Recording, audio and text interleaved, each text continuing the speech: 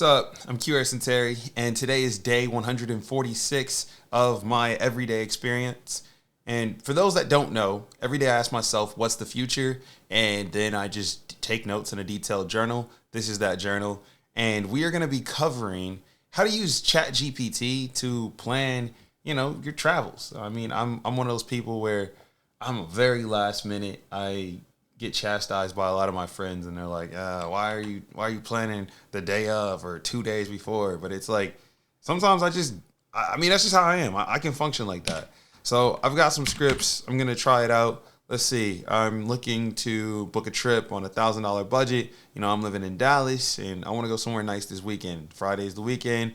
If we spend $1,000 on a weekend trip, let's see where we can go.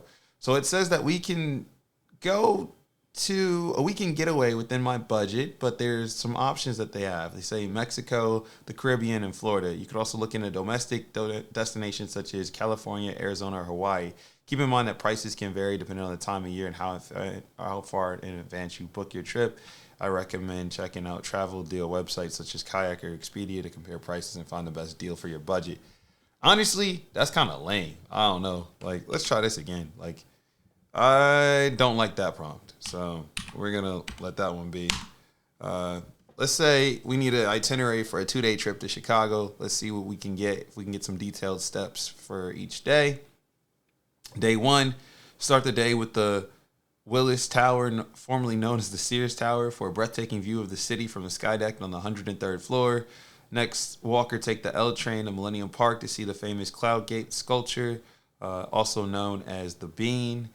Have lunch at many of the food vendors at the park and a nearby restaurant. After lunch, visit the Art Institute of Chicago and see some of the most renowned works of art in the world. For dinner, check out one of Chicago's famous deep dish pizzerias, such as Illuminati's or Gino's East. In the day with the stroll along the Magnificent Mile, a section of Michigan Ave known as the high-end shopping and impressive architecture.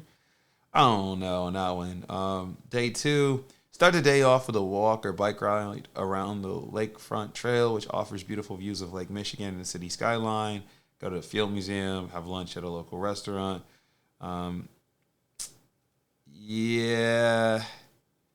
I don't love this itinerary, one, because, man, it's cold. I mean, it's January 26th. It's probably like 20 degrees in Chicago. And if you're going anywhere near the lake, it's probably like 10. So I probably would not recommend this. I don't even have an idea, too, of how would I do this? Let's see, right? And and it's funny because I've seen people say, "Oh, I use ChatGPT to plan my trip," and I experimented with this when I was in Japan, just briefly, for a 1-day. Let's say for an afternoon, or no, for an evening. I can't spell the night. Write an itinerary for an evening night out in Chicago, in downtown Chicago. Let's see, downtown Chicago during the winter month of January. All right. Arrive in downtown Chicago, check in your hotel, grab dinner at one of Chicago's famous steakhouses, such as Gibson's or Chicago Cut Steakhouse. Take a walk along the Chicago River Walk. Head to Willis Tower at 9:30 p.m. I don't know if that's... Yeah, this ain't it, y'all. I'm sorry. This is the first time where I haven't gotten the AI to give me something that I can co-sign and stamp. And it sucks that, it took... I guess a week and a half for us to get here, but I don't know. This experiment, if you got a prompt, I'll gladly accept it. But this prompt that I made and the second one that I found, these are not good prompts. These are not good prompts that get me the output that I want. A lot of this stuff is too primitive. I just go and type in what to do in Chicago at night. One day trip. Let's see. What I would traditionally do here, 24 hours in Chicago, got the Globetrotter. I usually then from here we go to Reddit because Reddit's got like some interesting game. If you only had one day in Chicago, what do you do from here? And then like I usually scroll. Oh, it's deleted by the person who originally posted it. But we still got the comments. So I usually go in here and spend way too much time on Reddit.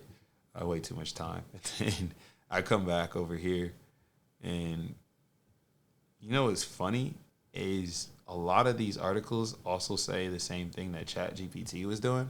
So I wonder if it's not because ChatGPT is bad. Maybe it was just the information it was fed was bad, and so the outputs are bad. But nah, we tried the warm weekend getaway on $1,000 budget, and it didn't do too well on that. It also doesn't have the context. Like I wouldn't go to California right now because it's like raining. I'm like they're dealing with a lot. And Hawaii's like expensive. You're not going to Hawaii for $1,000. I'm sorry. Like chat for travel, if you're doing this, you might end up in something you don't want to be in. So I'm gonna pass on chat for travel. Chat's great at a lot of things. Chat's not good for travel. Let's just move on. Case closed. We'll try it again when they do the update of the LLM. But for right now, nah. And on that note, I will catch y'all in the future. If you want more of my thoughts on ChatGPT, you can check that out at everydays.wtf. And until next time, keep it locked in.